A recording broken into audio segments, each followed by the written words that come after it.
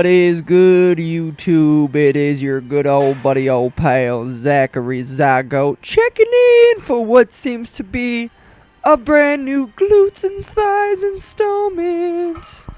I would like to welcome you guys to the channel. I'm sure some of you are new, whether you clicked on the clickbait type of a thumbnail. Not even sure what thumbnail I'm going to be utilizing at this point in time, but let me just say you may have clicked on this video because of my clickbait thumbnail. Or perhaps you heard about me from a friend and so you're clicking on my content. Maybe you Google searched boner and I came up or something like that. You never know. You never know just how you may have found my channel. But let me just say, welcome. And for those of you guys that are clicking on this video because you are a fellow subscriber, a fellow supporter to what it is that I perform and what I do in the gym, thank you. From the bottom of my heart, you guys. This is going to be a long video, so I have to find different topics to talk about, different things to rant about. But the bottom line is the fact that this was, in fact, a leg session. Sickening Tom Platz wheels, baby, on a daily basis. So today was a squat session and a deadlift session and some accessory movements thrown in as well. And I have not deadlifted on a leg day. I have not done that in such a long time, and so I wanted to take advantage of the fact that I had my buddy filming, which I should probably go into thanking him real quick because Cody does an amazing job. You guys always give positive feedback whenever he does filming for me, and the quality of his camera and the quality of his performance in terms of like video angles and stuff like that, it's art. It's artistic. I've said that before. But really, like, in a realistic manner, I never want to do voiceovers on the videos that he films because they turn out so great in quality. I want to save many of the clips to put together little motivational compilations and such things as that. And one other thing that I need to add is the fact that we didn't get done filming this workout until, what was it, close to 2 o'clock in the morning. It may have even been later. But we got done at around 2, and then I have a 25 to 30 minute drive home. So after I get home, I end up taking, like a 10-minute shower. I have to eat a little bit of something before bed. So you add up all of that time, and I always do the same shit. I'm telling you guys right now, I do the same shit every time Cody films for me. I go, you know what, I just need to go to bed. I'll check out the clips in the morning. But I always get in the shower, and while I'm in the shower, I think, shit, man, I just got to see those clips. I got to see what the workout looked like. I want to see the quality and stuff like that. And so I'll sit on my laptop before laying down to rest, and I will sit there, and I'll go through them. I'll be like, wow, this looks great. Wow, this angle's really cool, blah, blah, blah. And from there, I will really, it's so stupid. It's like, Zach, you need to go to fucking bed. Go to sleep, you little bitch. But I always do the same thing, and I will sit and edit the entire video until like 3:30 in the morning. It's just so stupid of me to do that type of stuff. And then I'll have to wake up really early the next morning. And so it's like neglecting of sleep, and I just need to stop doing that. But that's just how much I appreciate Cody's filming, you guys. And I'm going to go that far in case he watches this to tell him thank you, because that's how meaningful it is and how much I enjoy these clips and utilizing them in the YouTube videos, because you guys always give very positive feedback. And so that's very important that I hope you guys continue to do so. Whether you go into the description box to many of his links and you go to his social media and say, yo, Cody, thanks, brah. Thanks for the content. And that sort of a thing. But even going in the comments of this video and leaving a comment or two wouldn't hurt anything. So in this leg workout, I was using these resistance bands. You guys have seen me perform these type of squats before. And my reasoning, once again, is to work out on the lockout portion of the lift. The lockout portion of the squat. Because obviously the weight is lighter as you go down, but as you get higher up towards the top of the squat, the weight is at its heaviest. And I wanted to do 5 plates because I've never had this much weight on my shoulders before. Maybe doing calf raises in some weird way, but I've never actually like squatted a free weight type of a squat with anything near 5 plates. And I wanted to see how it felt. I mean, the rep itself was pretty ugly, if I admit it. You know, I had some definite back rounding or back bending, but that's to be expected. That was almost like my 1 rep max with those rubber band squats. I would say that was about 95-96% of my 1 rep max. maximum effort. I mean, I probably could have done a lot more if I was fresh. But who knows? I mean, I am still pretty fresh, but I was doing a lot of warm-up sets, not necessarily to failure or anything like that. Just getting my joints circulated and my joints lubricated like a wet peen, right? So after that, I did a back off set with, what is this, 355 or 365, I should say. And I don't know the actual weight towards the top because at the top, the resistance is basically, there's no resistance at all. Like, I didn't feel any benefit from the rubber bands at the top of the lift. Now, at the bottom, of course, I felt a little bit. Of course, you're going to, I don't know, stretch. But after this, I go into deadlifting. And it's a weird feeling going into deadlifts after squatting. I don't know how many of you guys do that, but I wouldn't always suggest it personally, doing 2 compound lifts like that. Extreme compound lifts, I may add. I mean, heavy squatting going into heavy deadlifting, it can be extremely taxing on, your joints and everything like that, and as well as your central nervous system, and you might feel like shit the next couple of days as a result.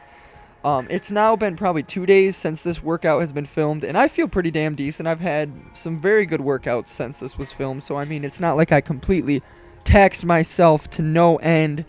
However, I definitely feel as though doing these 2 heavy compound lifts together, it's not something that you should be doing. It would be much more sufficient and efficient to break them up into their own days, and that is why I choose to deadlift on back days. There was a point in time where I would alternate between having a deadlift session for legs and then I would have a squat session for legs. And for whatever reason, I did not see a whole lot of benefit by deadlifting on my leg workouts. I mean, during this right here, after doing my squats and going into the deadlifts, I found it was endlessly easier to target my legs and to isolate my quads and hamstrings. After squats, my joints were already warm and my flexibility was already greater from doing the squats. And so it was easy for me to engage my lower body in the deadlift at this point in time. Now, when I experiment with like sumo deadlifts, I notice I can get a little bit of greater quad stimulation as well, but I have just an awkward build, and when it comes to sumo deadlifts, I just don't like the way that they feel. I will use them every so often, but I won't go extremely heavy or anything like that. I will utilize them for much more of an isolation type of a exercise in the hopes of, I don't know, breaking down some tissue and building some quality muscle. In the past couple of weeks, I have had a couple of really weird situations arise in terms of me like filming in the gym, and I won't go into all the freaking details or anything like that. But basically, there's a guy who I could always tell he didn't like me to begin with. Like, he always gave me that look. And you can always tell, like in the gym itself, you can tell when someone thinks you're a punk kid or someone thinks you're an arrogant douchebag prick. And this person isn't much older than me. I mean, he looks like he's probably 5 to 10 years older than me, but he's just one of those guys who didn't like me, I could tell. And it's not a big deal. It's not like I wanted him to like me and it took away from my workouts or anything. He just didn't like me. And I found out a few weeks ago, actually, that he didn't like me filming because he went up to a couple of my friends and he actually pointed out to them, or he said something to them like, why is that douchebag have to always film himself? And he used the word douchebag. He also called me something else, but I don't remember the name he called me. But he said, why does that douchebag always have to be filming himself in this gym? And of course, my friends, he didn't realize they were my friends at the time. After he walked away, they came up to me. They were like, yeah, he just called you a douchebag for filming. And I was just like, well, for fuck's sake. No, not really. I was just like, okay, I don't really care. I mean, whatever. What's it going to affect me if he doesn't like me filming? But then just recently, a handful of days ago, when I was in the gym, I was there early in the afternoon. I have been really trying to stockpile some footage, everyone. And I'm trying to get stuff ready for when I go to Florida in a couple of days. But anyways, I was in there in the afternoon, and that is a time where I don't normally film. Even at that time, the gym was not really packed at all. However, I set up my tripod, and I was doing some bench pressing. And, I was filming quite a few sets, and that guy walked in the gym after I was already there. He started doing some exercises, and he looked over at me, and he looked over at my equipment, and I saw him out of the corner of my eye. He looked at my equipment, and he shook his head, and I watched him stand up, and he went up to the front desk of the gym, and he was speaking with the gym owner. The gym owner of which I have an enormous amount of respect for. I will have to introduce you guys to him at one point in time because he has done so much to support me over the years, and he supports my filming and that sort of a thing in the gym. But I saw him go talking to the owner, and I knew what it was about, and sure enough, he came back, and the owner started walking over, and I wasn't told that I had to put my camera away or anything like that, which was surprising, but it was also very respected that I didn't have to put my camera away. The owner basically told me, you know what, I'm not going to tell you to stop filming, but I do need to tell you that I've just had someone complain about you filming. And so I replied with, you know what, out of respect for you and the other members, I'll just put my camera and tripod away right now. And so this individual who complained about me, he won in a way. I allowed him to beat me, and I allowed him to, I don't want to say take advantage of me, but I allowed him to think that I'm not allowed to film in the gym anymore or something. So the next time that I'm filming in there and he's in there, I think I'm going to go up and tell him. I'm going to first point out the fact that he didn't come out to me first. He had to go up to the gym owner. I don't understand why he couldn't handle coming up to me and saying, yo, I don't appreciate being in the background, or yo, I don't appreciate you filming in the gym.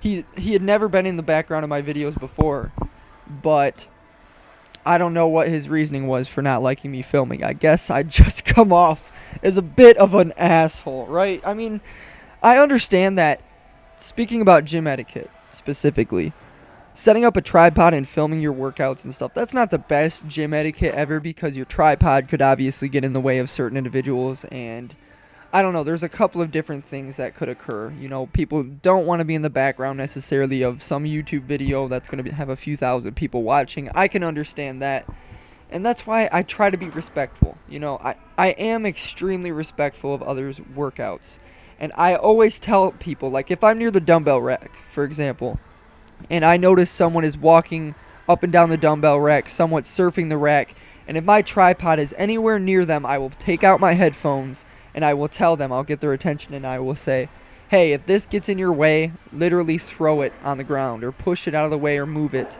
in regards to my camera and tripod. And I always say that to people, always, because they deserve to be there just as much as I do.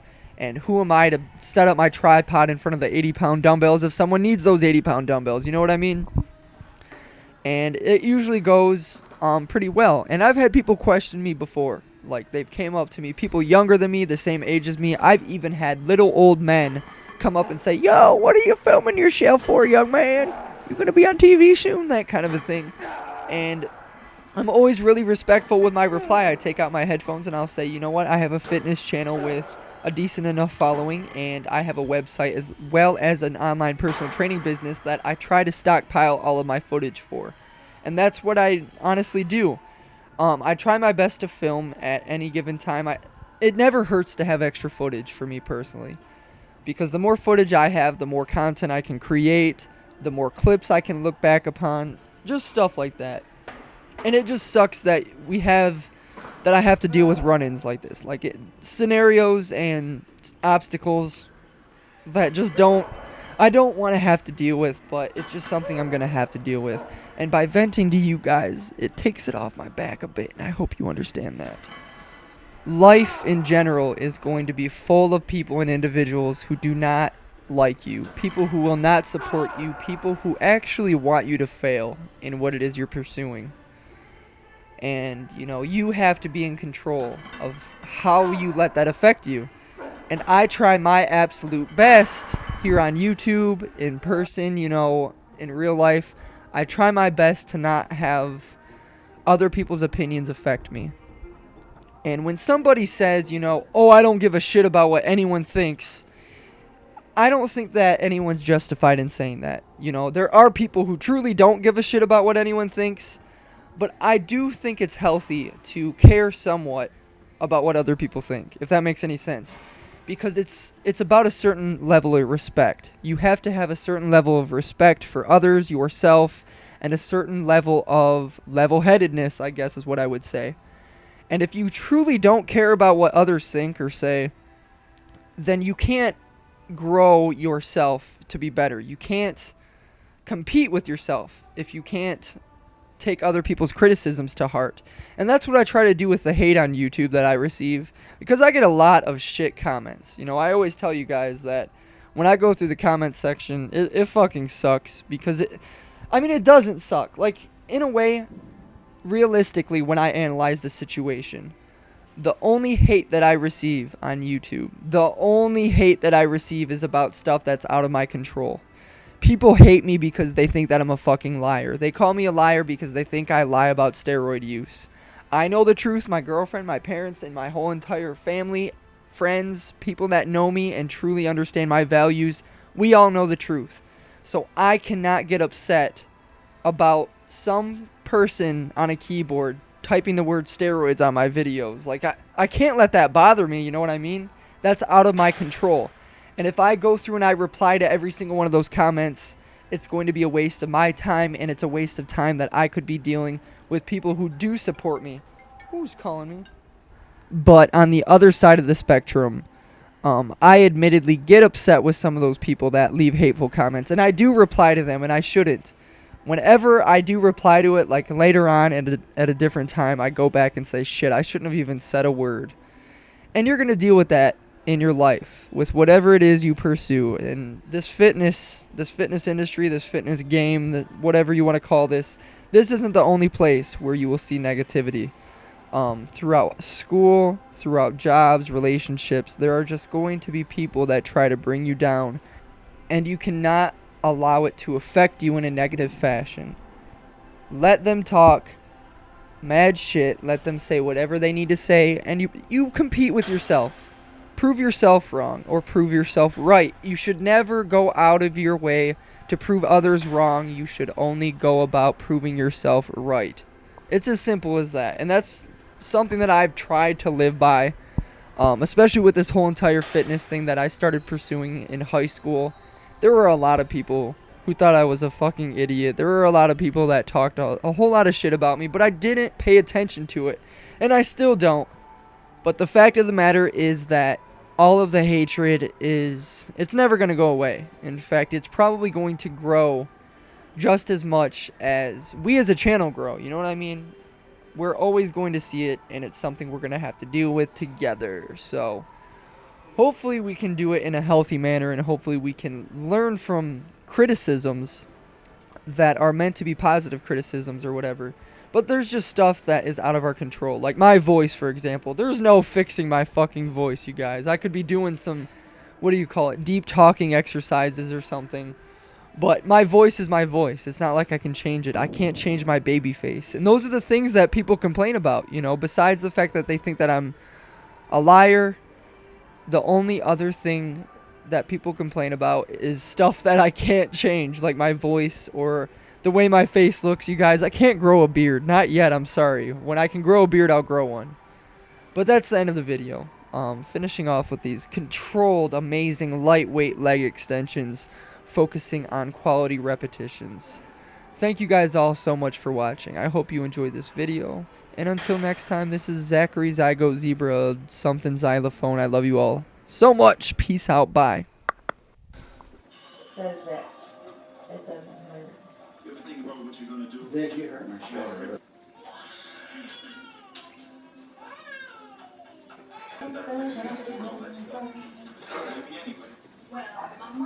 Zach, what are you doing? Home. But they come overtime.